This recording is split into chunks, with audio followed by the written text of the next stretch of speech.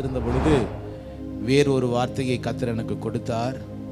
நான் அதை இந்த ராத்திரி வேளையில் நான் பேசும்படி நான் விரும்புகிறேன். எனக்கு நிச்சயமாய் சொல்ல முடியும், இன்று ராத்திரி கர்த்தருடைய வார்த்தை, தேவன் சொன்னதை நான் கீழ்ப்படிந்து நான் வந்திருக்கிறேன். கர்த்தர் நமக்கு தம்முடைய கிருபையை நமக்கு கொடுக்க அவர் உண்மையுள்ளவராய் இருக்கிறார்.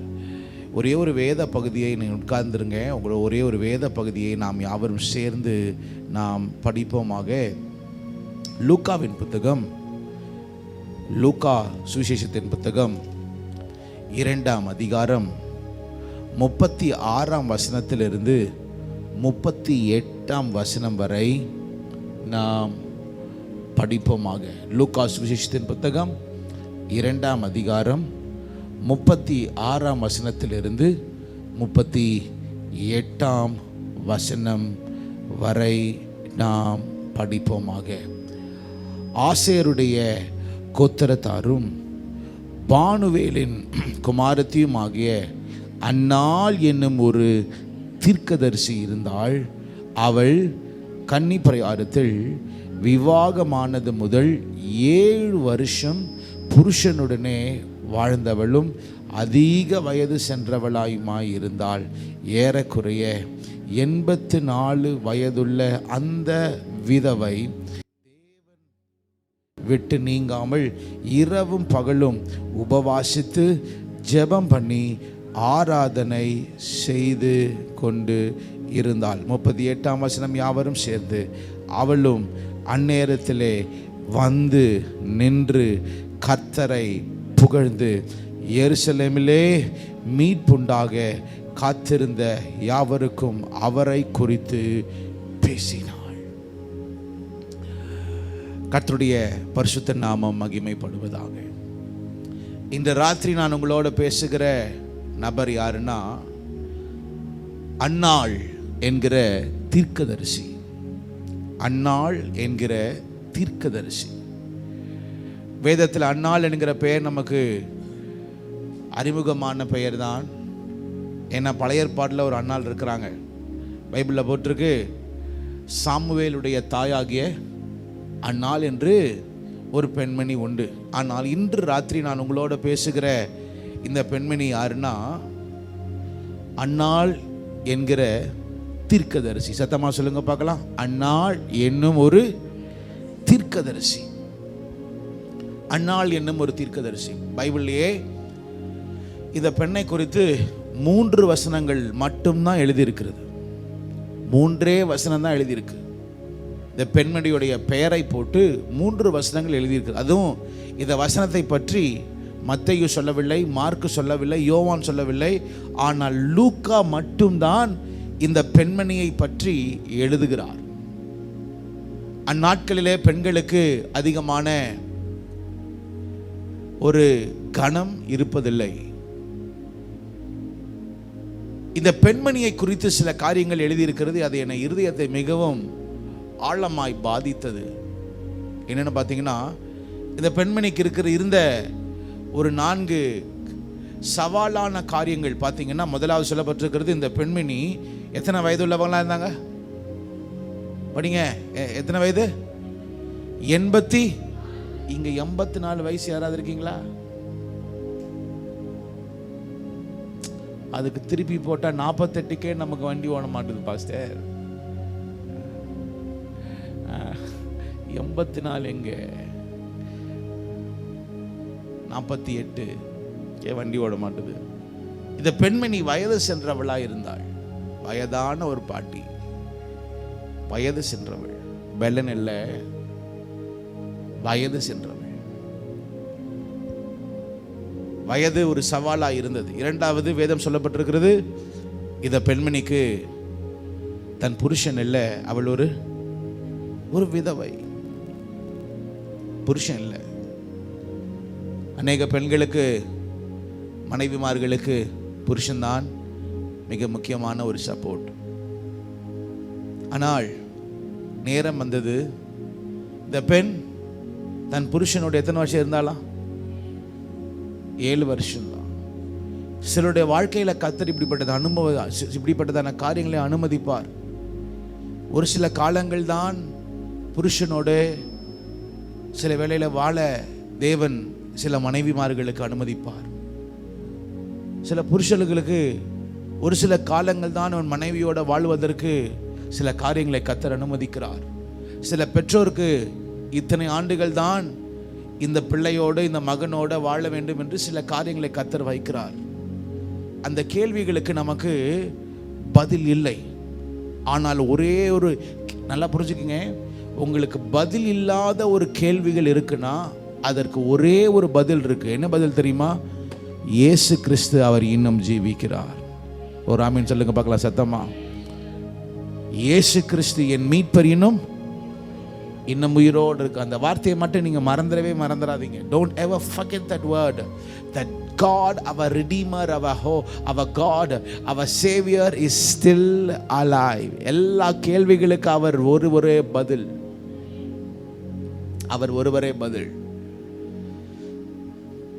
7 வயசு தான், 7 வருஷம் வாழ்ந்தாங்க. அந்த 7 வருஷத்துல அந்த அம்மாவுக்கு ஒரு புத்திர பாக்கியத்தை கர்த்தர் கொடுத்திருக்கலாமா? கொடுத்திருக்க முடியாதா? ஆனால் புத்திர பாக்கியம் இல்லை. ஒரு பெண்மணி. அது மாத்திரமில்ல, புருஷன் இறந்துட்டார், குழந்தையும் இல்லை.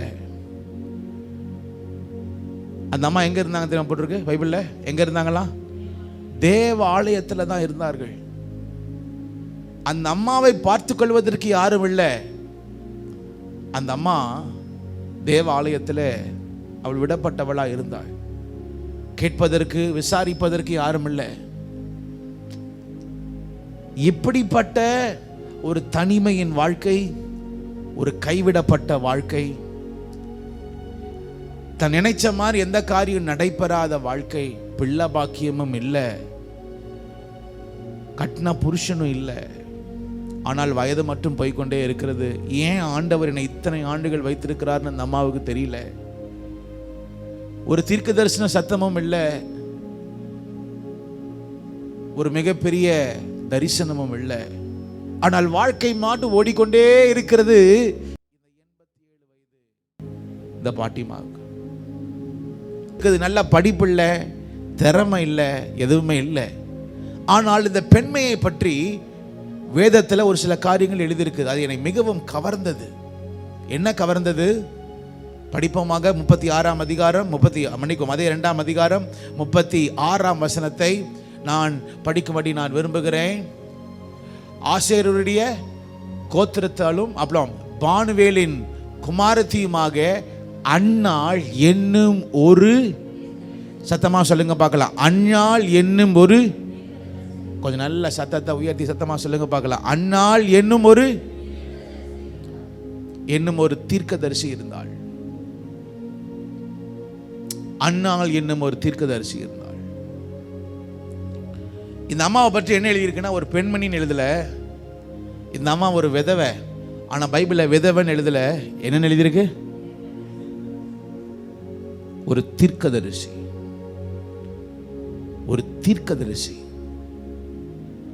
1 கொரிந்தியர் புத்தகம் 8ஆம் அதிகாரத்தில் கர்த்தருடைய வசனம் 12ஆம் அதிகாரம், 12ஆம் அதிகாரத்தில் 8ஆம் வசனம் 7ஆம் வசனம் இப்பெல்லாம் நீங்கள் படிச்சீங்கன்னா, ஆண்டவர் சபைக்கு தேவன் சில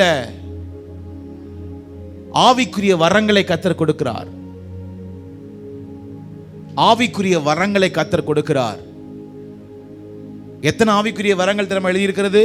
9 ஆவிக்குரிய வரங்களை கர்த்தர் சபையில் இருக்கிற ஒவ்வொருவருக்கும் தர வேண்டும் என்று விரும்புகிறார். என்ன 9 வரங்கள்? 8ஆம் வசனம் சொல்லப்பட்டிருக்கிறது. எப்படி எனில், ஒருவனுக்கு ஆவியிலே ஞானத்தை போதிக்கும் வசனம். நம்பர் 1 வேதம் சொல்லுகிறது ஞானமாய் இருப்பதற்கு ஒரு வரம். 2வது அறிவை உணர்த்தும் வசனம். 2வது வேதம் சொல்லப்பட்டிருக்கிறது உங்களுக்கும் எனக்கும் அறிவு, நடந்த காரியங்களை நமக்கு ஞாபகப்படுத்தி நடந்த காரியங்களை நமக்கு சொல்லுகிற ஒரு வரம். அதுதான் அறிவை உணர்த்தும் வரம், வசனம் என்று எழுதியிருக்கிறது.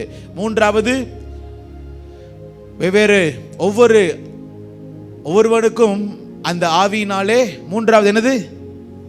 விசுவாசம் என்கிற ஒரு ஆவிக்குரிய வரத்தை கர்த்தர் கொடுக்கிறார். மூன்றாவது விசுவாசம் என்கிற ஒரு வரம் உண்டு. நான்காவது வேதம் சொல்லப்பட்டிருக்கிறது, அந்த ஆவியினாலே குணமாக்கும் வரம். நான்காவது குணமாக்கும் வரம். நீங்க கையை தொட்டு நீங்க ஒரு ஆளுக்கு ஜெபம் பண்ணீங்கன்னா அந்த ஆளுக்கு சுகமாகணும். அது என்ன தெரியுமா? அது கிருபை கிடையாது. அது என்னது? அது கர்த்தர் நமக்கு கொடுக்கிற வரம். அதுதான் சுகமளிக்கிற வரம். சுகமளிக்கிற வரம். நான்காவது சுகமளிக்கும் குணமாக்கும் வரம். ஐந்தாவது ஒரு வரம் இருக்கிறது. என்னது? அற்புதங்கள் செய்யும் சக்தி. ஐந்தாவது அற்புதங்கள் செய்கிற ஒரு வரம் உண்டு. அற்புதங்கள் செய்கிற ஒரு வரம் உண்டு. நீங்க அப்படியே பார்த்துக்கிட்டு இருக்கிறது முக்கியம் இல்லை, தலையாட்டுறது முக்கியம் இல்லை. உங்க வாயில உங்க இருதயத்தில் கர்த்தர் உங்களை எதற்காக வைத்திருக்கிறார் என்கிற ஒரு நோக்கம் நமக்கு இருக்கணும். ஆறாவது வெவ்வேறுவனுக்கும் தீர்க்க தரிசனம் உரைத்தல். ஆறாவது ஒரு வரம் உண்டு. அது என்ன வரம்? தீர்க்க தரிசன வரம். ஏழாவது ஒரு வரம் இருக்கிறது. அது என்ன வரம்? ஆவியிலே பகுத்தறிகிற வரம். பார்க்கிறதுக்கு நன்மையா நல்லவன் போல இருப்பாங்க, ஆனா அவங்க நல்லவன் கிடையாது. கொஞ்சம் உள்ளுக்குள்ள போனாதான் தெரியும் அவனுக்குள்ள அநேக அசுத்தாவிகள் இருக்கிறது.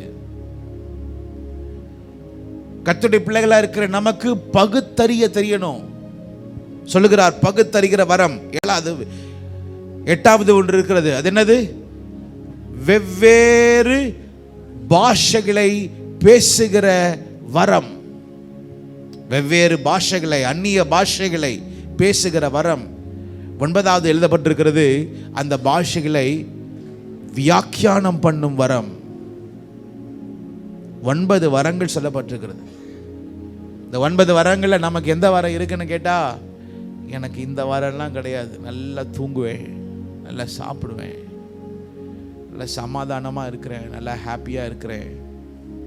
இதெல்லாம் ஓகே, நான் இல்லைன்னு சொல்லலை. பவுல் சொல்லுகிறார், ஆவிக்குரிய வரங்களை நாடுங்கள். ஒரு ஆமீன் சொல்லுங்க பார்க்கலாம். சத்தமா சொல்லுங்க பார்க்கலாம். ஆமே. இது அன்னாளை பற்றி என்ன எழுதி இருக்குது? அன்னாள் ஒரு தீர்க்கதரிசி. அன்னாள் ஒரு தீர்க்கதரிசி. அந்நாட்களிலே, பழைய ஏற்பாட்டு நாட்களிலே நீங்க பாத்தீங்கன்னா, மீரியாம் அவள் ஒரு பைபிள்ல போட்டிருக்க யாரு? ஒரு தீர்க்கதரிசி. மீரியாம் ஒரு தீர்க்கதரிசி. தெபோராள் அவள் யாரு? ஒரு தீர்க்கதரிசி. ஒரு தீர்க்கதரிசி. ஏசாயா தீர்க்கதரிசியின் புத்தகம் 8ஆம் அதிகாரம் 3ஆம் வசனம் 4ஆம் வசனத்தை ஒரு படிக்க கேட்கிறேன். ஏசாயா தீர்க்கதரிசியின் புத்தகம் 8ஆம் அதிகாரம். நான் தீர்க்கதரிசியானவளை சேர்ந்த போது, ஏசாயா சொல்லுகிறார், என் மனைவி யார் தெரியுமா? ஏசாயாவுடைய மனைவி யாரு? ஏசாயாவே ஒரு தீர்க்கதரிசி. ஆனா ஏசாயாவுடைய மனைவி அவள் ஒரு தீர்க்கதரிசி. பைபிள்ல பாருங்களேன், ஒரு தீர்க்கதரிசியும் சேர்ந்ததுனாலதான் கர்த்தர் தீர்க்க தரிசன வெளிப்பாடுகளை கொடுத்து எழுதப்பட்டிருக்கிற ஏசாயா தீர்க்கதரிசன புத்தகம் எத்தனை அதிகாரம்? 66 அதிகாரம். ஏசாயா சொல்லுகிறார், என் மனைவி, நான் ஒரு தீர்க்கதரிசினா, ஆனால் என் மனைவி யாரு? ஒரு தீர்க்கதரிசி. ஏசாயா சொல்லுகிறார், என் மனைவியும் ஒரு தீர்க்கதரிசி. வேதம் சொல்லப்பட்டிருக்கிறது, பிலிப்புக்கு 4 பிள்ளைகள் இருந்தாங்களாம். அப்போஸ்தலர் புத்தகம் 21ஆம் அதிகாரத்தில் அந்த 4 குமாரத்திகளும் 4 பேரும் கல்யாணம் ஆகல, எல்லாம் வயது தான். 21ஆம் அதிகாரம் 9ஆம் வசனம் சொல்லப்பட்டிருக்கிறது, பிலிப்புக்கு 4 குமாரத்திகள் இருந்தார்கள். ஆனால் அந்த 4 குமாரத்திகளும் தீர்க்க தரிசனம் சொல்லுகிற கன்னியாஸ்திரிகளாய் அவர்கள் இருந்தார்கள். ஒரு ஆமென் சொல்லுங்க பார்க்கலாம். எத்தமா சொல்லுங்க பார்க்கலாம். ஆமென். நமக்கு இருக்கிற ஒரே ஒரு வாழ்க்கை கர்த்தர் நம்ம எடுத்து பயன்படுத்தணும். ஒரு ஆமென் சொல்லுங்க பார்க்கலாம். இன்னைக்கு காலையில் நம்ம கடந்த நாட்கள் பேசணும். யோசேப்பு கிட்ட என்ன இருந்துச்சுங்க? பெருசா பணம் இல்லை, அவனிடத்துல ஒரு பெரிய படிப்பு இல்லை, அவனிடத்துல ஒரு பெரிய செல்வாக்கு இல்லை. ஆனால் அவனிடத்துல ஒன்றே ஒன்று இருந்தது, தேவனுடைய வரம் அவனிடத்துல இருந்தது. தானியேல் அவன் ஒரு கைதியா இருந்தான், ஆனால் அவனிடத்துல ஒரு காரியம் இருந்தது. என்ன? தேவனுடைய, சொல்லுங்க, என்ன? தேவனுடைய வரம். தேவன் கொடுக்கிற ஒரு வரம் அவனுக்கு இருந்தது. தேவன் கொடுக்கிற ஒரு வரம் அவனுக்கு இருந்தது. இன்னைக்கு காலையில் ஆராதனையில் நான் பேசினேன். வீட்டில் போய் ராத்திரி இப்போ வரதுக்கு முன்னாடி கொஞ்சம் ஜோம் பண்ணிட்டு இருந்தேன். காலைல நான் பேசும்போது நான் பேசின வார்த்தை எனக்கு ரொம்ப டச் ஆச்சு. இல்லை ஒரு வார்த்தை, ஒரே ஒரு வார்த்தை, அந்த நட்சத்திரம் வழி தப்பி போனாலும் அந்த நட்சத்திரம் இவர்களுக்காக காத்திருந்து மீண்டும் சரியான வழியிலே அது கடந்து சென்றது.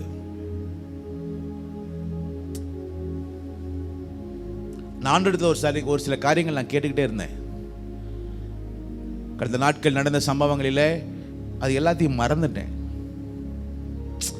இனி அவ்வளோதான், லைஃப் இப்படி தான் போகுது அப்படின்னு ஓடிட்டு இருந்தேன். ஆனால் இன்னைக்கு காலையில் நான் பேசிட்டு நான் வீட்டில் உட்காந்துருந்தேன். என்னோட ஆண்டவர் சொன்னார், நீ மறந்தாலும் நான் மறக்கலை, இன்னும் அந்த நட்சத்திரம் இருக்கு. நான் சொன்னதை செய்து முடிக்கும் அளவும் உன்னை விட்டு விலகுவதும் இல்லை, நான் உன்னை கைவிடுவதும் இல்லை.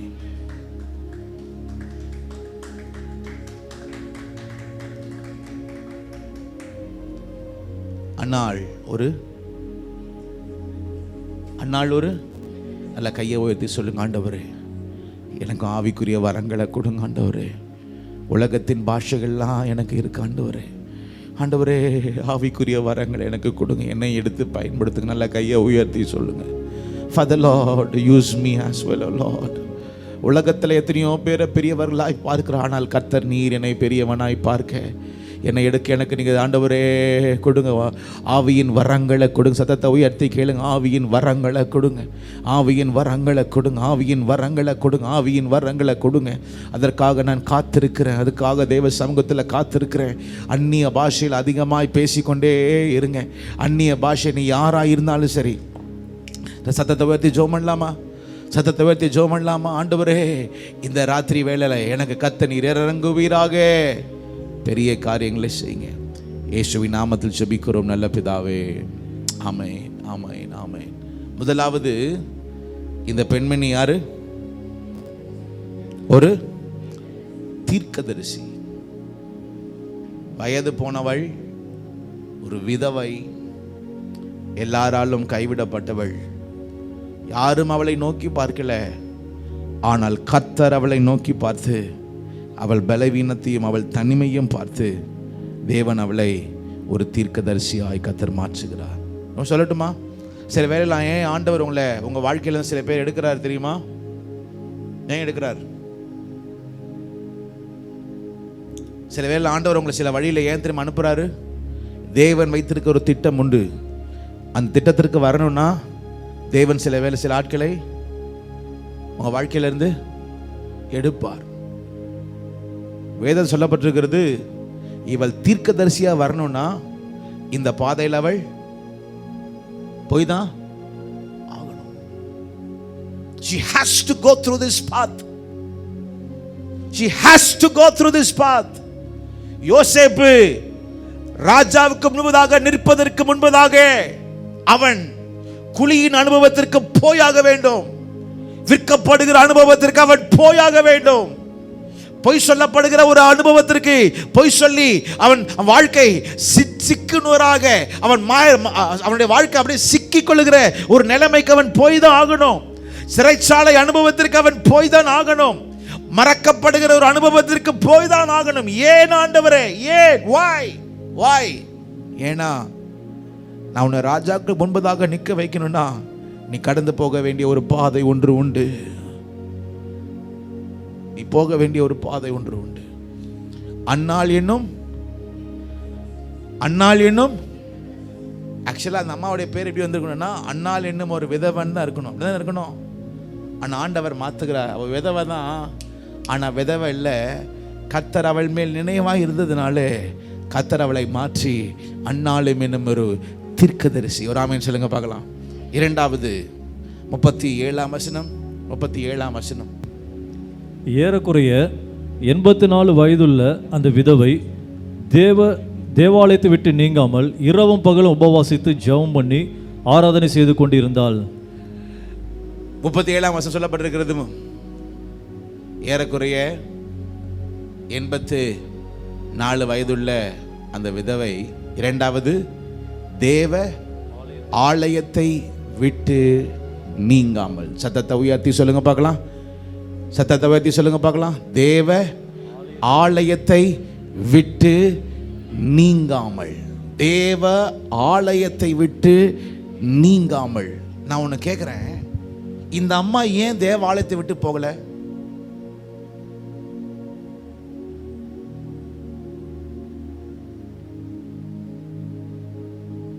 என்ன எழுதியிருக்கு?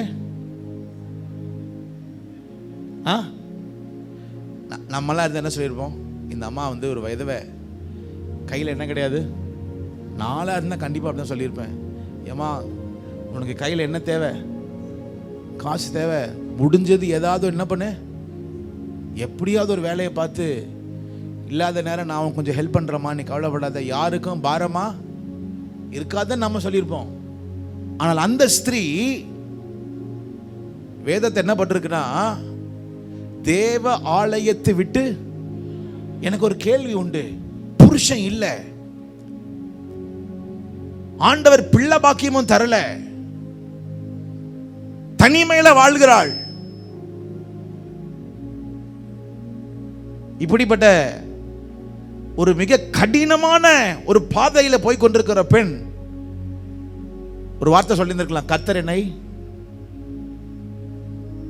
மறந்தார், ஆண்டவருக்கு என்ன பிடிக்கல, நான் போகிற வாழ்க்கை ஒருவேளை ஆண்டவருக்கு என்ன பிடிக்கல போல, எல்லாத்தையும் எடுத்துட்டாருன்னு சொல்லியிருந்திருக்கலாம். ஆனால் அவள் அப்படி அல்ல. எந்த அளவுக்கு வாழ்க்கை அவளுக்கு கடினமாய் போய் கொண்டிருக்கிறதோ அந்த கடின பாதையிலும் வேதம் சொல்லி இருக்கிறது, அவள் தேவ ஆலயத்தை விட்டு விலகாமல் இருந்தாள். நல்ல கையை உயர்த்தி ராமன் சொல்லுங்க பார்க்கலாம். இன்னொரு முறை சொல்லுங்க பார்க்கலாம். தேவ ஆலயத்தை விட்டு. நான் கேட்கிறேன், ஏன் அவ தேவ ஆலயத்தை விட்டு விலகல? அப்படி என்ன இருந்துச்சு தேவாலயத்துல? வேதம் சொல்லுகிறது, ஒரு காரியத்தை இந்த பெண்மணி தேவ ஆலயத்தில் அவள் பார்த்தாள். சங்கீதக்காரன் தாவீது சொல்லுகிற சங்கீதம் 23ஆம் அதிகாரம் 6ஆம் வசனத்துல, நன்மையும் கிருபையும் என்னை பின்தொடரும், நானோ ஜீவனுள்ள நாளை எல்லாம் எங்க இருப்பேன்? கர்த்தருடைய வீட்டிலே, கர்த்தருடைய ஆலயத்திலே நான் இருப்பேன், நீடித்த நாட்களாய் நிலைத்திருப்பேன். சங்கீதக்காரன் தாவீது சொல்றார், என் வாழ்க்கையில நீ எதை எடுத்தாலும் பரவாயில்ல, சத்துருக்கள் இருந்தாலும் பரவாயில்ல, நான் கர்த்தருடைய ஆலயத்தில் நான் இருந்தேனா என்னை பின்தொடருகிற 2 காரியம். ஒன்று நன்மையும் கிருபையும். சத்தமா சொல்லுங்க பார்க்கலாம். கொஞ்சம் நல்ல சத்தமா சொல்லுங்க பார்க்கலாம். நன்மையும் கிருபையும் என்னை என்ன பண்ணுது? பின்தொடருகிறது. எப்ப தெரியுமா? எப்ப நான் எங்க இருக்கிறேன்? தேவாலயத்தில் நான் இருக்கும் பொழுது. தேவாலயத்தில் நான் இருக்கும் பொழுது இந்த பெண்மணிக்கு ஒரு தெரியுது, தேவாலயத்தில் இருந்தா என்னமா ஒன்று இருக்கு. என்ன இருக்கு? ஏதோ ஒரு காரியம் இருக்கிறது. நன்மையும் கிருபையும் என்னை பின்தொடர்கிறது. அதே சங்கீதத்தின் புத்தகம் 27ஆம் அதிகாரம் 4ஆம் வசனத்துல கர்த்தருடைய வார்த்தை இப்படியாய் சொல்லுகிறது, கர்த்தரிடத்தில் நான் ஒன்றை கேட்டேன், அதையே நான் நாடினேன். எதற்காக? நான் கர்த்தருடைய மகிமையை பார்க்கும்படியாக. சத்தமா சொல்லுங்க பார்க்கலாம். கர்த்தருடைய. அந்த காலத்துல ஏன் தெரியுமா இந்த அம்மா ஆலயத்தை விட்டுட்டு போகல? கர்த்தருடைய ஆலயத்துல 3 காரியம் இருந்துச்சாம். அது ஆலயத்துல மட்டும்தான் இருந்துச்சு, வேற எங்கேயுமே இல்லை. என்னன்னா, அங்க அந்த ஆசீர்வாத கூடாரத்துல கர்த்தருடைய மகிமை அங்க இருந்துச்சு. கர்த்தருடைய மகிமை அங்க இருந்துச்சு. The glory of the Lord was there. அவருடைய கண்கள் அங்கே இருந்துச்சு. ஆண்டவரே, எனக்கு அந்த மகிமையை நான் பார்க்கணும், அந்த மகிமையை நான் பார்க்கணும். என் வாழ்க்கையில இல்லாமல் இருந்தாலும் பரவாயில்ல, அந்த மகிமையை நான் பார்த்துக்கிட்டே இருக்கணும். 2வது வேதம் சொல்லப்பட்டிருக்கிறது, ஆரோனுடைய என்ன கோல்? துளிர்த்த கோலா தளிர்த்த கோலா?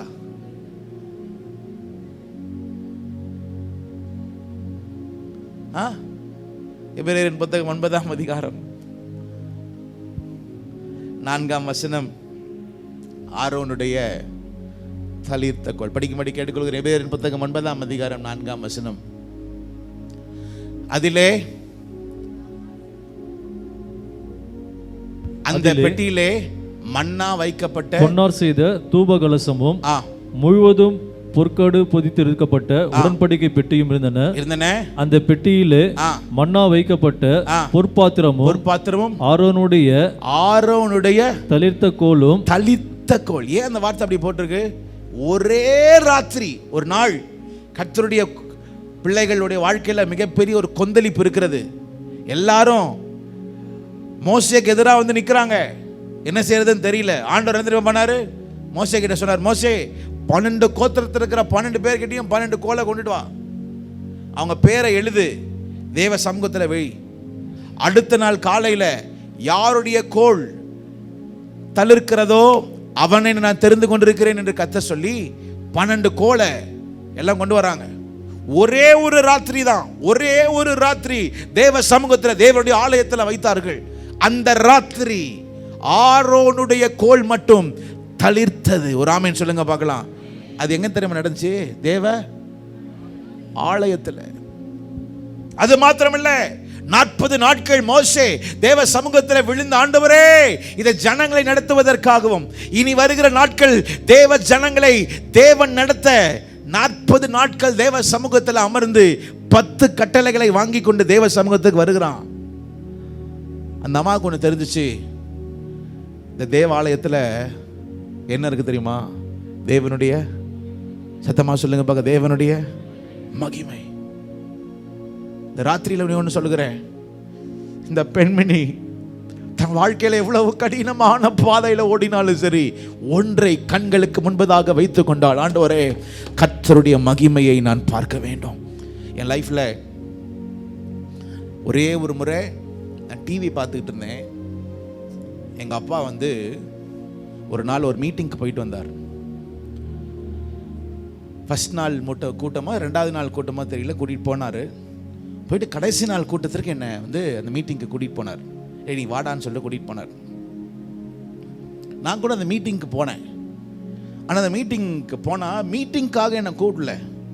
அங்கே ஒரு புக் ஸ்டால் போட்டிருந்தாங்க. அந்த புக் ஸ்டாலில் ஒரு டிவி சேனல் ஒன்று வச்சுருந்தாங்க. அந்த டிவி சேனலில் ஒரு ஒரு ஒரு ஒரு டிவி சேனல் ஓடிட்டு இருந்துச்சு. அந்த சேனலை பார்க்கறதுக்காக என்ன கூட்டிகிட்டு போனார். நான் அங்கே போய் பார்த்தேன். அந்த டிவி சேனலில் ஒரு பாஸ்டர் இருந்தார். அவர் ஜெபம் பண்ணுறாரு, அற்புத அடையாளம்லாம் நடக்குது. வித்தியாசமாக இருக்குது அந்த டிவி சேனல் பார்க்கும்போது.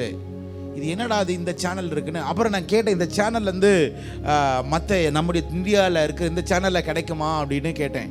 அவங்க சொன்னாங்க, இல்லை சார், இந்த சேனலுக்கு வந்து நீங்கள் தனியாக டிஷ்ஷு போடணும், நீ தனியாக நீங்கள் பே பண்ணணும் அப்படின்னு சொன்னார். உடனே அப்பா சொன்னாங்க, நம்ம வாங்கி போட்டுடலாம் அப்படின்னு. சரி டாடி, நான் இப்போ வந்து ஸ்கூல் படிச்சுட்டு இருக்கிறேன். சரி டாடி. எங்கள் அப்பா என்ன பண்ணாங்க, ஒரு பெரிய டிஷ் வாங்கி அந்த டிஷ்ஷில் இந்த சேனல் வந்து ஒரு 4-5 சேனல் வரும். ஆனால் இந்த சேனல் ரொம்ப முக்கியமான ஒரு சேனல். இந்த சேனலை வாங்கி அவர் போட்டார். அப்போ ஓடிட்டுருக்கு எங்கள் வீட்டில். அந்த சேனல் அதிகமாக ஓடும் அந்த நேரம். அப்போ ஒரு நாள் நான் வர்றேன், சும்மா வீட்டுக்குள்ள அப்படியே வர்றேன், எங்கள் டிவியில் சேனல் ஓடிட்டுருக்கு. அப்போ அந்த பாஸ்டர் என்ன பண்ணார், ஒரு குண்டா ஒரு பெண்மணி இருந்தாங்க. லைவ் சர்வீஸ் நடந்துட்டு இருக்கு, சண்டே சர்வீஸ். குண்டா ஒரு பெண்மணி இருந்தாங்க. அந்த அம்மாவுக்கு இப்படியே ஜெபம் பண்ணுறாரு. அந்த அம்மா கொஞ்ச நேரத்தில் அப்படியே ஆடுது, இப்படி ஆடுது. ஆடின உடனே அந்த பெண்மணி சொல்லுது, நான் கடல்ல இருந்து வந்திருக்கிறேன். ஐ அம் த குவீன் ஆஃப் த சீ. கடல்ல இருந்து நான் வந்திருக்கிறேன். நான் கடல்ல ஏன் இருக்கிறேன்னா, அது ஒரு இச்சிக்கிற ஆவி. அந்த பெண்மணி குண்டா இருக்கிறாங்க. அந்த பெண்மணியே சொல்லுது, நான் யாரையும் நான் விட்டு விட மாட்டேன். எல்லா ஆம்பளை பசங்களையும், எல்லா தனிமையாக இருக்க பொம்பளை பிள்ளைங்களையும், கப்பலில் பிரயாணம் பண்ணுறவங்களுக்கு இந்த இச்சையின் ஆவியை நான் கொடுப்பேன். அப்படிதான் இந்த பெண்குள்ளே நான் வந்தேன். அது சொல்லுது. எத்தனை வருஷமா இருக்கிறேன், இத்தனை வருஷமா இருக்குதுன்னு சொல்லிட்டு இருக்கிறார். உடனே அந்த பாஸ்டர் என்ன பண்ணாரு, கையை நீட்டி அந்த அம்மாவுக்கு ஜெபம் பண்ணார். அப்படியே ஜெபம் பண்ணார் பாருங்க. என் வாழ்க்கையில் இப்படிப்பட்ட ஒரு காரியத்தை நான் பார்த்ததே இல்லை. ஜெபம் பண்ணிட்டே இருக்காரு. அந்த பெண்மணி வந்து ஒரு ஒரு ஒரு ஒரு ஜென்ஸ் வாய்ஸ்ல தான் பேசுது. ஒரே ஒரு செகண்ட்ல தான் குண்டா இருந்த பெண்மணி டக்குன்னு ஒளியாயிருச்சுங்க. என் வாழ்க்கையில ஃபர்ஸ்ட் டைம் நான் பார்த்தேன். குண்டா இருந்த பெண்மணி போன்னு சொன்னார் பாருங்க, அவுட் அவுட்னு சொல்றாரு பாருங்க. அந்த அம்மா எப்படி ஆடுது, ஒரே செகண்ட் தான், பட்டுன்னு ஒளியாயிருச்சு, கீழே விழும்போது ஒளியா விழுது. நான் டைரக்டா பார்க்கல, டிவியில தான் பார்த்தேன். எனக்கு என்னடா அது உண்மையா பொய்யா உண்மையிலே. அப்புறம் நம்ம எந்த சாட்சி சொல்லுது, சாட்சி சொல்லும்போது லேடிஸ் வாய்ஸ்ல பேசுது. அப்பயே புரிஞ்சுக்கிட்டேன், இல்லை இந்த கடைசி நாட்கள்ல என் ஆவியை ஊற்றுவேன்னு சொன்னாரு. அப்படிப்பட்ட நாட்களுக்குள்ள நம்ம வர வேண்டிய ஒரு காலத்தை நாம் இருக்கிறோம். ஒரு ஆமேன் சொல்லுங்க பார்க்கலாம், அத்தமா சொல்லுங்க பார்க்கலாமே. நான் அரண்டுட்டேன், எத்தனையோ அற்புதம் பார்த்துருக்கேன். ஆனால் ஃபர்ஸ்ட் டைம் என் லைஃப்பில் சண்டே நைட் சர்வீஸ், இதே மாதிரி சர்வீஸ்லாம் முடிச்சுட்டு நைட்டில் வீட்டில் உட்காந்துருக்கேன். ஒரே செகண்ட், அடுத்த செகண்ட் குண்டா இருந்த பெண் அப்படியே ஒளியாயிருச்சு. கர்த்தருடைய ஆலயத்தில் கர்த்தருடைய மகிமை கண்டிப்பாக இருக்கிறது. ஒரு ஆமென் சொல்லுங்க பார்க்கலாம். நான் நம்புகிறேன், நான் விசுவாசிக்கிறேன், கர்த்தர் இப்படிப்பட்ட காரியங்களை நம்முடைய சபையில் உங்க மூலமாய் கர்த்தர் செய்வார் என்று நான் நம்புகிறேன். எத்தனை பேர் நம்புறீங்க? ஒரு ஆமென் சொல்லுங்க பார்க்கலாம். எத்தமா சொல்லுங்க பார்க்கலாமே. இரண்டாவது, இந்த பெண்மணி எதை விட்டு விலகல? எதை விட்டு விலகல? ஒரே ஒரு காரியத்தை மாத்திரம் சொல்றேன். எவ்வளவு கடினமான பாதையில் நீங்க போனாலும் சரி, உங்க வாழ்க்கையிலிருந்து யார் விலகி போனாலும் சரி, உங்க வாழ்க்கையில எது இல்லாமல் இருந்தாலும் சரி, ஒன்றை மட்டும் விட்டுறாதீங்க. கர்த்தருடைய ஆலயத்தில் கர்த்தருடைய மகிமையை காண நான் வாஞ்சிக்கிற ஆண்டவரே. I want to see your glory. I want to see your glory. ஆலயத்தில் இருக்கிற மகிமையை நான் பார்க்க வேண்டும். ஆலயத்தில் இருக்கிற மகிமையை நான் பார்க்க வேண்டும். உண்மையிலே இன்னைக்கு ராத்திரி நீங்களாம் வந்திருக்கீங்க, உங்களை ஆண்டவர் தான் கொண்டு வந்திருக்கிறார். இன்னைக்கு சர்வீஸ் நான் ஒரு 5 நிமிஷம் நான் முடிச்சிடறேன். I want to pray for every one of you tonight. இந்த ராத்திரி வேலையில் எங்களுக்கு ஒவ்வொருத்தவங்களுக்கு நான் ஜெபிக்கும்படி விரும்புகிறேன். நீங்கள் ஏன் தெரியுமா வந்திருக்கிறீங்க? இவ்வளவு மழையையும் புயலையும் தாண்டி இந்த ராத்திரி கூட்டத்திற்கு வந்ததற்கு ஒரு காரணம் உண்டு. உன்னை கர்த்தர் இந்த அன்னாளை போல நான் விசுவாசிக்கிறேன், உனக்கு கர்த்தர் ஒரு ஆவிக்குரிய வரங்களை கர்த்தர் கொடுப்பாராக. ஒரு ஆமேன் சொல்லுங்க பார்க்கலாம். அத்தமா சொல்லுங்க பார்க்கலாம். ஆமேன். சில வேளை ஆவிக்குரிய வரங்கள் 2-3 வழியில் வருமா. ஒன்று, தெய்வ சமூகத்தில் காத்திருக்கும் பொழுது கர்த்தருடைய ஆவியானவருடைய பிரசன்னம் வந்து ஆவிக்குரிய வரங்களை கர்த்தர் கொடுக்கிறார். இரண்டாவது, எலிசா போல எலியா வந்து சால்வையை போடுறான், அடுத்த செகண்ட் எலிசா என்ன ஆகிறாரு? தீர்க்கதரிசி ஆகிறார். அடுத்த செகண்ட் தீர்க்கதரிசி ஆகிறாப்ல. தேவன் உன்னை எந்த ஸ்தானத்திற்கு, தேவன் வைக்கிற ஸ்தானத்திற்கு எவ்வளவு கடினமான பாதையா இருந்தாலும் நீங்க மட்டும் வந்துட்டீங்க, உங்களை தான் கர்த்தர் எடுத்து பயன்படுத்தணும்னு விரும்புகிறார். ஒரு ஆமென் சொல்லுங்க பார்க்கலாம். இரண்டாவது, இந்த பெண்மணி தேவ ஆலயத்தை விட்டு அவள் நீங்காமல் இருந்தாள். மூன்றாவது ஒரு காரியம் இந்த பெண்மையை பற்றி எழுதியிருக்கிறது. அதே 37ஆம் வசனத்தை லூக்கா 2ஆம் அதிகாரம் 37ஆம் சொல்லப்பட்டிருக்கிறது. இரவும் பகலும், இன்னொரு சத்தமா சொல்லுங்க பார்க்கலாம். இரவும் பகலும் அவள் 3 காரியத்தை செய்தாள். என்ன செய்தாள்? உபவாசித்து, நம்பர் 1. இரண்டாவது ஜெபம் பண்ணி, இரண்டாவது மூன்றாவது ஆராதனை செய்து கொண்டிருந்தாள். உபவாசித்து ஜெபம் பண்ணி ஆராதனை செய்து கொண்டிருந்தாள். வயது சென்றவள். நான் ஒண்ணு கேட்கிறேன், இந்த உலகத்தை எதுக்காக நீங்க வாழ்றீங்க?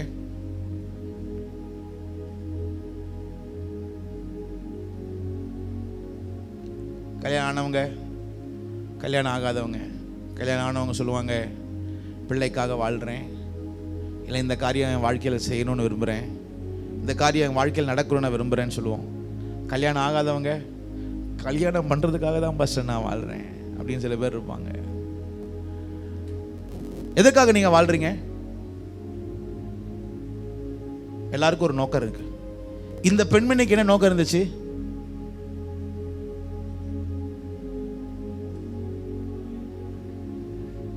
இந்த பெண்மணிக்கு என்ன நோக்கம் இருந்துச்சு சொல்லுங்க.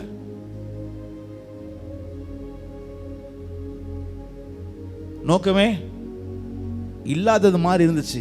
ஆனா உங்களுக்கு ஒன்று தெரியுமா? உலகத்தில் மிகப்பெரிய ஒரு பாக்கியம் அவளுக்கு வந்தது. என்ன பாக்கியம் தெரியுமா? அவள் இரவும் பகலும் 3 காரியம் செய்தாள். என்ன செய்தாள்? உபவாசித்து, இரண்டாவது ஜெபம் பண்ணி, மூன்றாவது ஆராதனை செய்கிறவளாய் அவள் இருந்தாள். வேதம் சொல்லுகிறது, அவள் உபவாசத்தை கர்த்தர் பார்த்தார், அவளுடைய ஜெபத்தை கர்த்தர் பார்த்தார், அவளுடைய ஆராதனையை கர்த்தர் பார்த்தார். அங்க இருக்கிற பாஸ்டர் பார்க்கல, அங்க இருக்கிற விசுவாசிங்க பார்க்கல, ஆனால் யார் பார்த்தா? ஆண்டவர் பார்த்தார். ஒரே ஒரு வசனத்தை சகலத்தையும் முடிச்சிட்டாரு. 38ஆம் வசனத்தை படிக்க கேட்கிறேன். 30, அவளும் அந்நேரத்திலே வந்து நின்றாள். திடீர்னு தேவாலயத்தில் அவள் இருந்து 3 காரியம் இரவும் பகலும் செய்து கொண்டிருந்தாள். எந்த? உபவாசித்தாள், அடுத்தது ஜெபம் பண்ணினாள், மூன்றாவது ஆராதிச்சாள். இப்படிப்பட்ட ஒரு பெண்மணி திடீரென்று ஒரு நாள் தேவாலயத்திற்கு வருகிறாள். அந்த ஆலயத்திற்கு யார் வரா? யோசேப்பு மரியாளும் தம் இயேசு கிறிஸ்துவை கொண்டு வருகிறார்கள். அந்த ஒரு காரியத்தை பார்ப்பதற்காக கர்த்தர் இந்த பெண்மணியை 87 வருஷத்தை கடந்து இந்த ஒரு காரியத்தை பார்க்க மகள் அந்த பெண்மணிக்கு கர்த்தர் கிருபை கொடுத்தார். நான் நம்புகிறேன், நான் விசுவாசிக்கிறேன், கர்த்தர் உங்க வாழ்க்கையில் ஒரு பெரிய காரியத்தை இன்னும் செய்ய அவர் வல்லவராய் இருக்கிறார். ஒரு ஆமென் சொல்லுங்க பார்க்கலாம். இதுவரைக்கும் நீ பார்த்திராத காரியங்கள், இதுவரைக்கும் நீ கண்டிராத காரியங்கள், இதுவரைக்கும் நீ கேட்டிராத ஒரு காரியத்தை கர்த்தர் உனக்கு கண்டிப்பாய் அவர் கொடுப்பார். நல்லா புரிஞ்சுக்கங்க.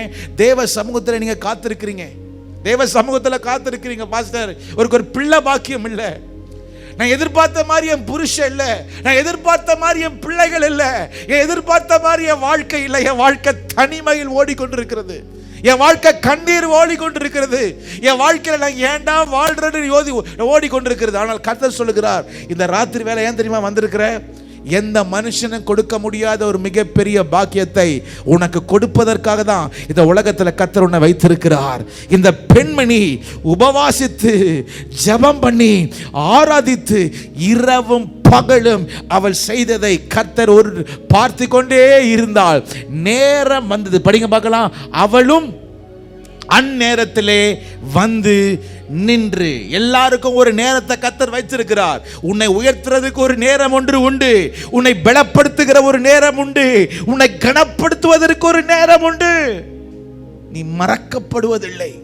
எனக்கு பிடிச்சது என்னன்னா, ஒரு பெண்மணி வயது சென்றவள், எதுவுமே இல்லை, அந்த ஒரு பெண்மணியையே ஆண்டவர் நினைத்து உயர்த்த முடியும்னா உங்களை என்னையும் நடத்துவதற்கு எவ்வளவு உண்மையுள்ள தேவனா இருக்கிறார். நல்ல கையை ஊற்றி ஒரு ஆமேன்னு சொல்லுங்க பார்க்கலாம். சத்தமா சொல்லுங்க பார்க்கலாமே, சத்தமா சொல்லுங்க பார்க்கலாமே. அன்னாள் என்னும் ஒரு இரண்டாவது, இந்த பெண்மணி எதை விட்டு விலகல? எதை விட்டு விலகல?